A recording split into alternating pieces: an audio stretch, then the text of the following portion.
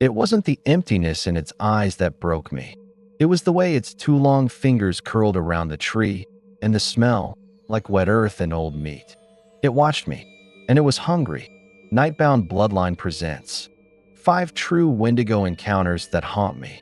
The old Algonquian legends speak of it not as a mere monster, but as a consequence, a manifestation of starvation, greed, and the ultimate taboo. They call it the Windigo, a being of insatiable hunger, born from the cold and the dark of the human soul. What follows are not campfire tales. These are accounts from modern individuals, people with jobs and families, who walked into the deep woods and came out changed. They carry a chill within them now, a permanent winter of the spirit. Listen closely. 1. The thing on the trail cam. My name's David. I'm 42, and I've been a forestry surveyor for the state of Michigan for 15 years. My job is measurements, data, facts. I don't deal in ghost stories. I deal in tree density, soil samples, and animal migration patterns. I'm about as skeptical as they come.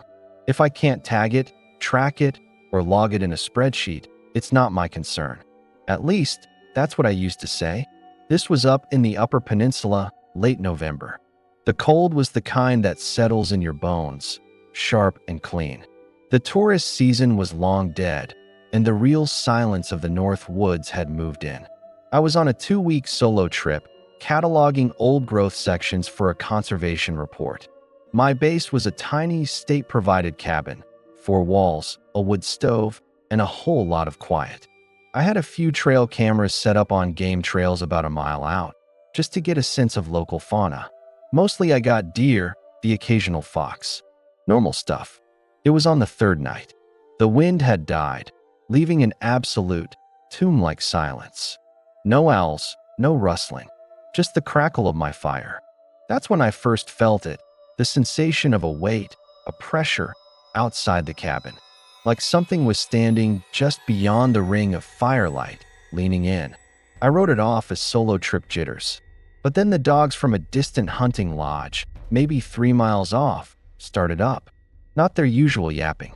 This was a chorus of pure, undiluted terror. Howls, shrieks, the sound of animals trying to tear their way through kennel walls. And then they stopped. All at once.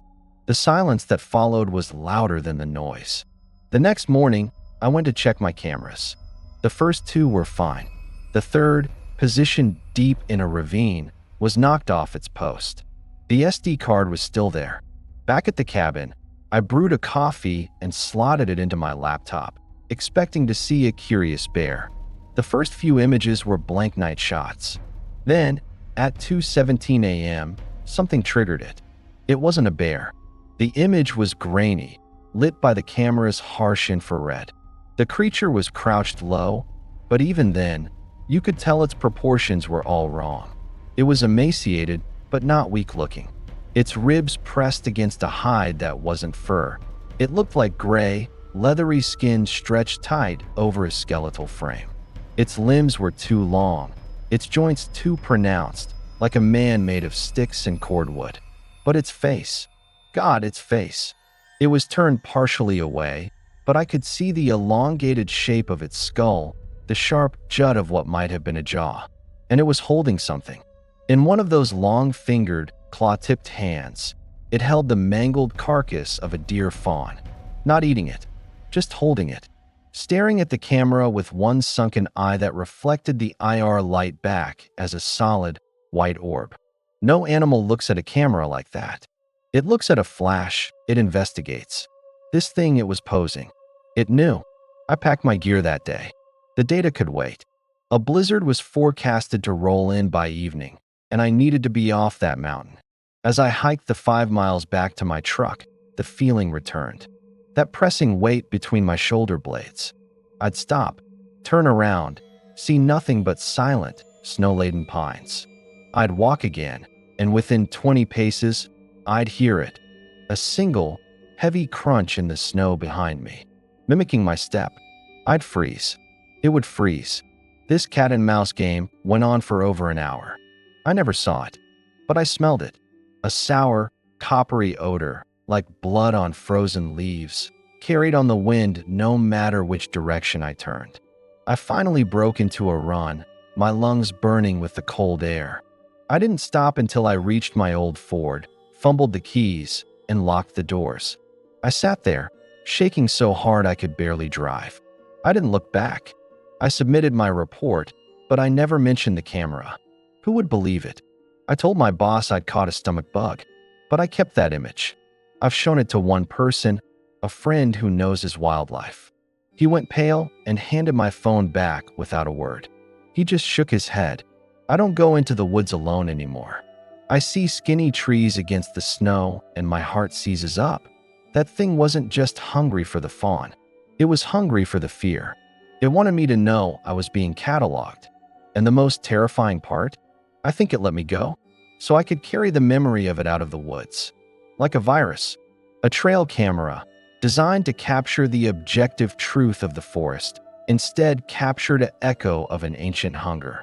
David's account chills because of its clinical detail. The data man confronted by something that defies all databases. But sometimes, the encounter is not through a lens. It is face-to-face, in the last place you'd ever want to be alone. 2. The station agent. I'm Maya. I'm 28, and until last year, I was the sole station agent for a remote Canadian National Railway flag stop in Northern Ontario. My job was solitude. The stop serviced a fly-in fishing camp and a handful of homesteaders. In the winter, I'd go weeks without seeing another soul, just checking tickets when the bi-weekly train came through, maintaining the small waiting shed. I loved the peace. I'm a practical woman. You have to be out there. Ghosts and monsters are for people who've never heard the real sounds of the wilderness at 3 a.m. I know them all, or I thought I did. This was February. Peak deep freeze. The thermometer on the shed wall read -40. The world was a silent, white sculpture. The fishing camp was closed. The homesteaders hunkered down. I was alone for a solid 21-day stretch. The train wasn't due for another 4 days. My only company was the crackling VHF radio and the wind scraping snow against the windows. I'd taken to walking a short, packed-down path to the tree line each afternoon just to feel my legs move, to break the cabin fever. It was on one of these walks, about an hour before dusk, that things changed. The first thing I noticed was the absence of crows. There was always a murder of them near the tree line, picking at whatever they could find. That day, the pines were empty and still. Not a single bird call. The air wasn't just cold. It felt dead, sucked dry of life. Then came the smell. It wafted from deep within the tree line, cutting through the clean, frozen air. A smell of rot, like a meat locker that had lost power a month ago. Sweet, cloying, and wrong. I turned to head back to the station, my boot heels crunching on the packed snow. And I heard another set of crunches, maybe 30 yards into the woods. Parallel to me, keeping pace. I stopped. The other steps stopped. Heart hammering, I squinted into the murky blue-gray of the forest. Between the thick trunks, I saw movement. A shape, upright, slipping behind a tree. Too tall for a moose, too thin for a bear. I took a few more quick steps toward the station. The parallel steps started again, quicker now. I dared another look. This time, it didn't hide. It stood in a small clearing, staring right at me. It was humanoid, but stretched and warped. Its skin was the color of old, dirty snow, pulled taut over a frame so emaciated I could count every rib, every vertebra in its long, curved spine. It had no hair. Its head was elongated, its mouth a dark gash. But its eyes, they were deep, dark sockets that seemed to swallow the fading light. It wasn't built for this cold. It looked like a famine victim, but it stood there in the sub-zero twilight as if it were standing in a spring meadow. One of its hands, ending in fingers too long by half, rested on a tree trunk. The claws, they were black, like obsidian, dug into the frozen bark with a soft creak. We stood like that, frozen in a tableau, for what felt like minutes. Then it tilted its head. The movement was jerky, alien. It opened that gash of a mouth, and a sound came out. It wasn't a growl.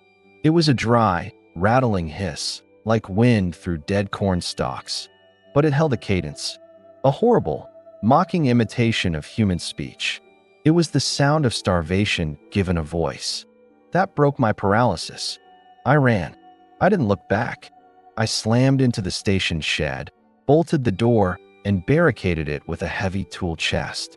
I spent the night in the corner, a fire axe in my lap, listening. It didn't try the door. It didn't scratch the walls. It just circled. For hours, I heard those slow, deliberate footfalls in the snow, crunch, crunch, crunch, making a perfect circuit around the small building. It knew I was in there. It was letting me marinate in my own terror. When the dawn finally came, gray and weak, the footsteps stopped. I waited 2 more hours before I dared to look out. There were tracks in the snow, bipedal, with long, deep strides and sharp, clawed impressions at the front. They circled the station 7 times. Then, they led straight back into the woods. I got on the radio and called in sick for the first time in my career. I met the relief train 4 days later and never went back. I quit. I work in a busy city bookstore now, surrounded by people and noise. But sometimes, when the freezer in the back hums a certain way, or when I see a skinny, bare tree against a white wall, I hear that dry, rattling hiss. It wasn't trying to get in that night. It was putting me in a larder, an agent of civilization, stationed at the very edge of its reach, visited by a force that embodies the antithesis of all community and warmth. The Wendigo is not just a predator of flesh, but of isolation. It feeds on the loneliness it cultivates. Yet, some encounters happen not in profound solitude, but frighteningly close to home, where the lights of our world are supposed to keep the dark at bay. 3. The backyard. My name is Carl. I'm 51, a general contractor from Duluth, Minnesota. My life is building things: decks, sunrooms, additions. Solid, tangible things you can hammer a nail into. I'm a dad. I coach my son's little league team. My idea of the supernatural is a bad call from an umpire. I need facts, blueprints, pressure-treated lumber. What happened? It didn't fit on any blueprint I've ever seen. This was last October. We live on a wooded lot, not remote by any means, but we've got a decent stretch of pine and birch behind the house before the next neighborhood over. My wife, Jen, was away visiting her sister. It was just me and my boy, Ben, who was 10 at the time. Around 9 p.m., I let our old Labrador, Duke, out into the fenced backyard for his last bathroom run of the night. I was standing at the sliding glass door, waiting for him to finish, sipping a beer. The backyard light was on, casting a yellow cone over the patio, but the tree line at the back of the property was just a wall of blackness. Duke was sniffing around his usual spot when he suddenly froze. His head snapped toward the tree line. His tail, which had been wagging slowly, went rigid, then tucked between his legs. A low, trembling growl started in his chest, a sound I'd never heard from him in 12 years. He wasn't barking. He was terrified. "What is it, boy?" I whispered. That's when I heard it. A faint, rhythmic thump, thump, thump from deep in the woods. Like someone methodically beating a rug, but heavier, slower. It was in time with my pounding heart. Duke backed toward the door, still growling, his hackles a ridge of fur down his spine. I slid the door open and he scrambled in, nearly knocking me over, then hid whining under the kitchen table. I turned off the inside light to see out better. I stood there in the dark, peering into the blackness. The thumping stopped. For a full minute, there was nothing. Then, a shape detached itself from the deeper shadows of the trees. It moved to the very edge of the light's reach, just outside the fence. It stood on 2 legs, impossibly tall and thin. The patio light didn't seem to touch it properly. It was like it absorbed the illumination, a silhouette carved out of the night itself. But I could make out details as it turned its head. The antlers. My brain, trying to make sense of it, screamed deer. But these weren't the proud, branched antlers of a buck. They were jagged, twisted, like bone cancer growths, stark and white against the black. And beneath them, the face wasn't an animal's face. It was stretched, gaunt, with sunken pits for eyes that reflected no light. Its arms hung too low, past its knees, ending in hands that seemed to twitch and curl. It wasn't looking at the house. It was staring, with a fixed, terrifying intensity, at my son's bedroom window upstairs. The light was on. Ben was reading. A cold rage washed over me, cutting through the fear. Whatever this was, it was looking at my boy. I slammed my hand against the glass door hard. "Hey!" I shouted. Its head snapped toward me with a sudden, jerky motion. Those depthless eyes locked onto mine. The feeling of predatory focus shifted from the window to me. It took one step forward, a long, stilted stride that brought it to the fence line. It didn't climb. It simply placed one of those long, twig-like hands on the top of the 6-foot wooden fence. I heard the wood groan under the weight. It was testing it, seeing if it would hold. I did the only thing I could think of. I grabbed the heavy-duty tactical flashlight from my workbench, charged it, and blasted it through the glass. The beam hit it square in the chest. I expected it to flinch, to shy away. It didn't. It tilted its head again, as if curious about the light playing over its emaciated frame. And then it did the worst thing. It smiled. The gash of a mouth split wider, revealing a row of jagged, needle-like teeth. It wasn't a smile of warmth. It was a smile of acknowledgement, a promise. Then it melted back into the shadows, moving with an eerie, fluid silence. The thumping sound did not return. I spent the whole night with every light in the house on, a baseball bat in my hand, patrolling from window to window. I didn't sleep. I called Jen and told her a bear had been prowling, to stay an extra day. I never told Ben. The next morning, I went out to the fence. At the spot where it had placed its hand, the top rail was cracked, and in the wood, pressed deep into the grain, were 5 long, thin indentations. Claw marks.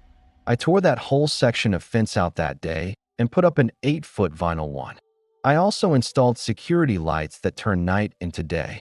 But sometimes, when the motion lights flare on at 3 a.m. for no reason, my blood runs cold. I wasn't protecting my home from a predator that night. I was bargaining with it.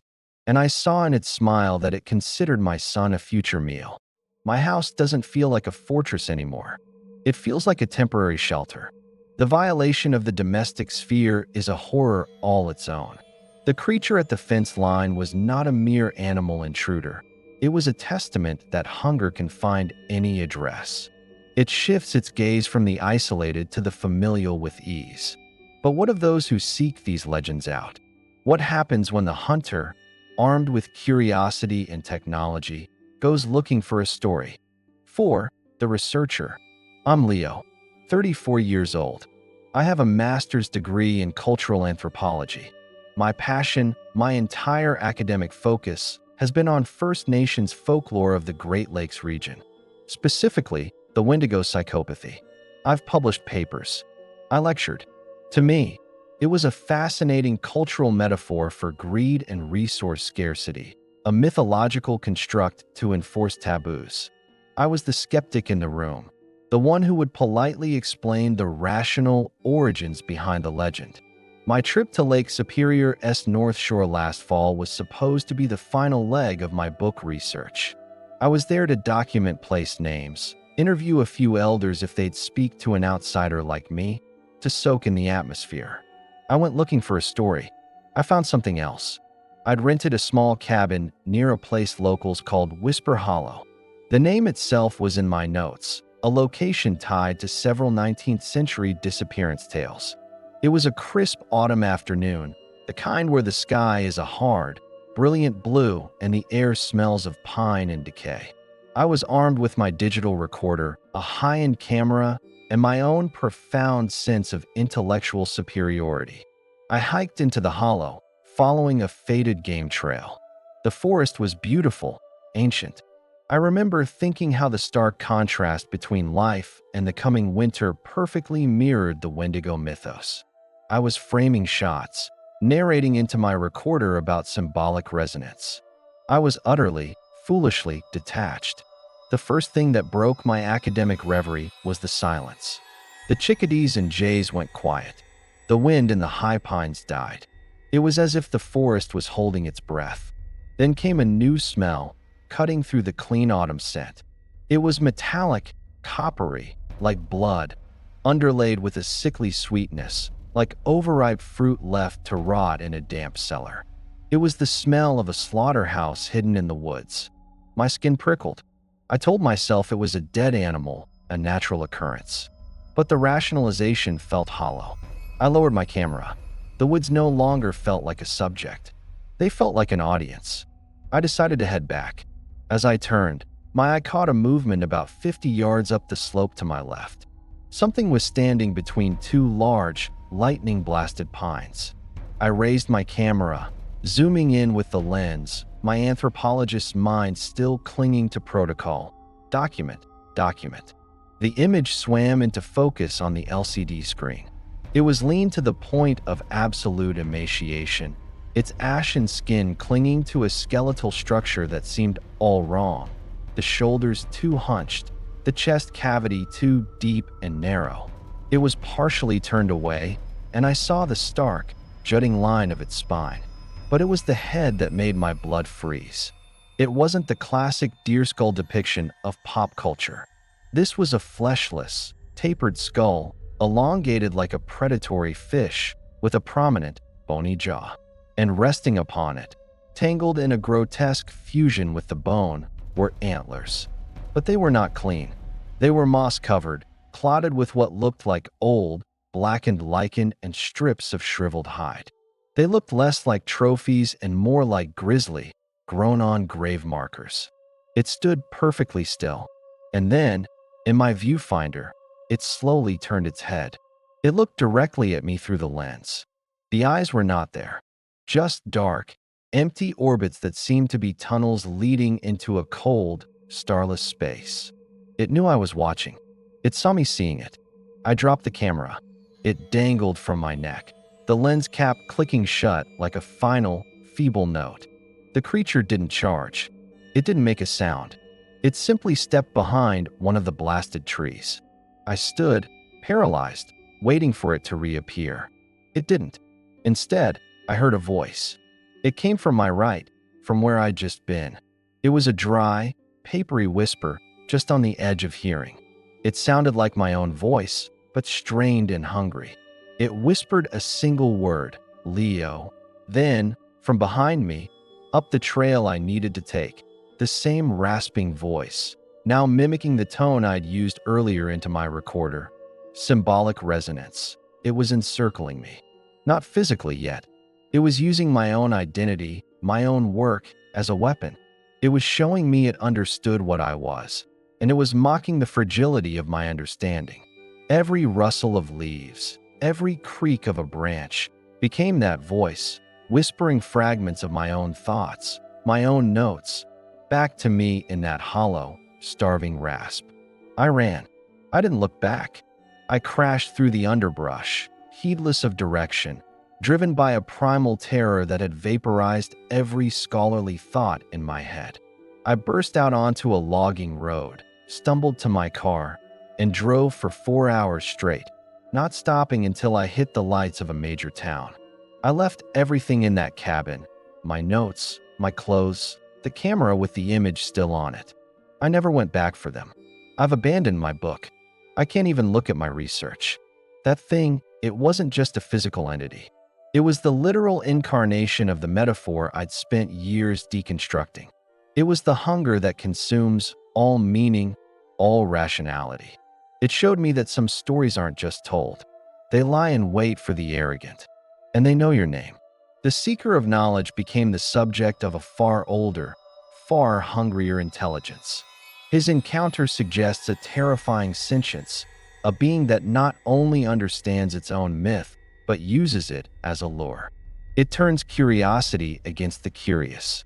But for our final account, we return to the most primal of roles, the provider.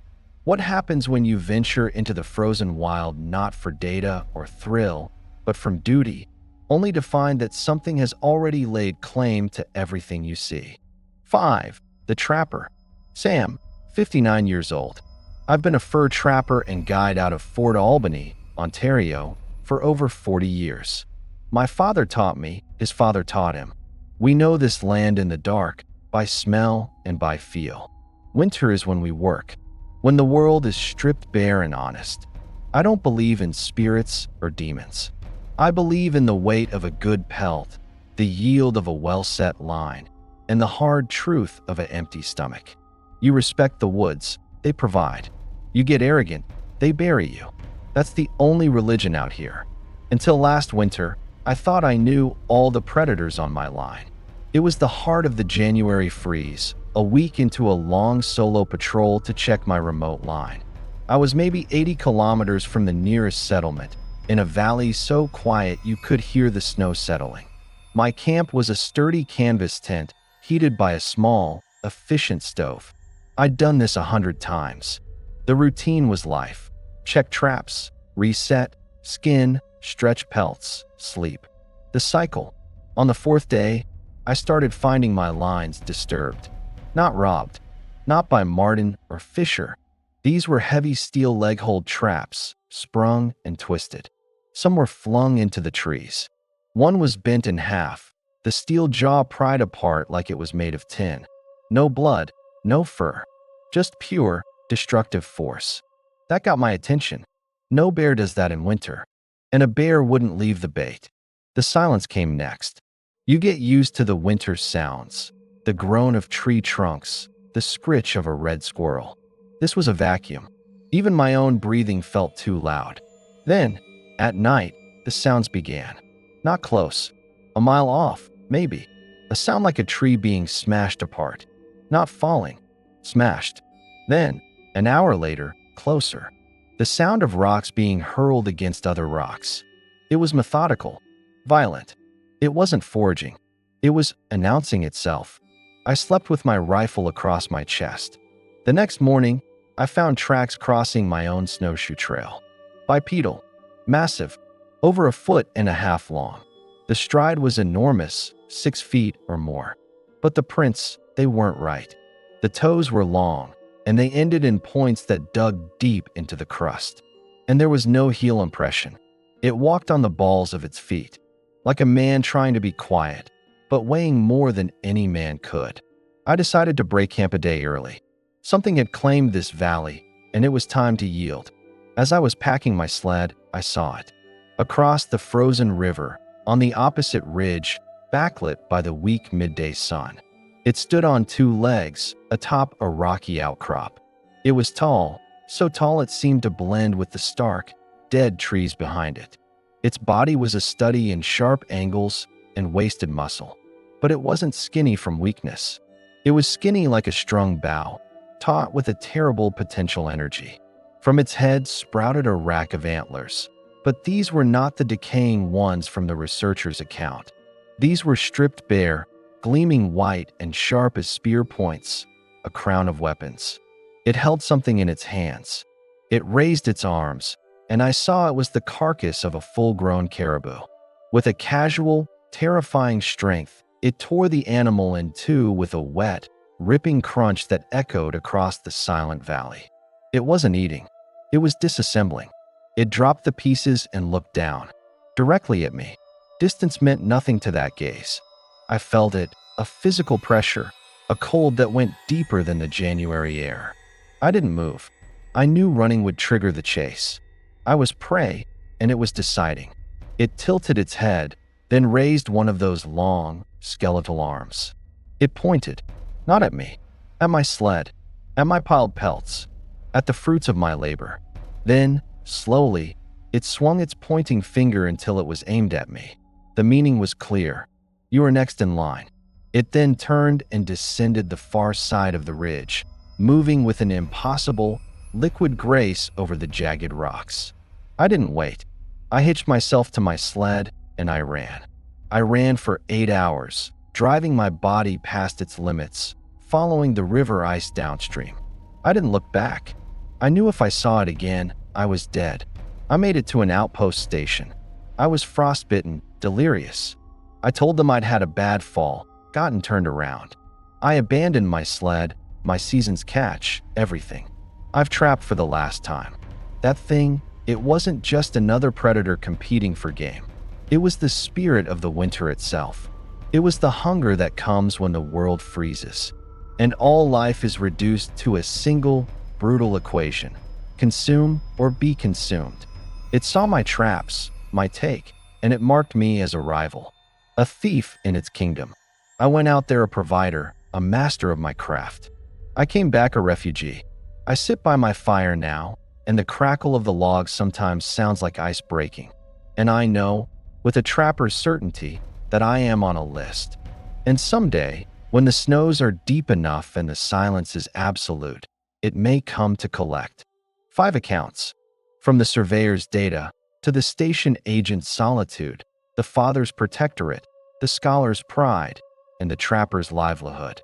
Each witness, anchored in reality, was unmoored by an encounter with the same profound, chilling truth. The Wendigo is not merely a monster of flesh. It is the embodiment of the void that stares back from the deep woods, the corruption of need into bottomless hunger, the winter that gets inside your soul and decides to stay. These stories haunt them because they represent a fundamental rewriting of their understanding of the world, a violation of natural law. And we are left to wonder, are these encounters increasing? Or are we, in our disconnected, noisy world, simply becoming more aware of the ancient, silent hungers that have always been there, waiting for the noise to fade? If you have a story of your own, a moment where the line between the known and the unknowable blurred, we invite you to share it in the comments below. Your experience may be the thread that connects another's terror. If you found yourself held by the silence of these tales, please show your support. Like this video, subscribe to Nightbound Bloodline, and turn on notifications. We are your chroniclers in the dark. Thank you for listening. This has been Nightbound Bloodline. Until next time, sleep with one eye open.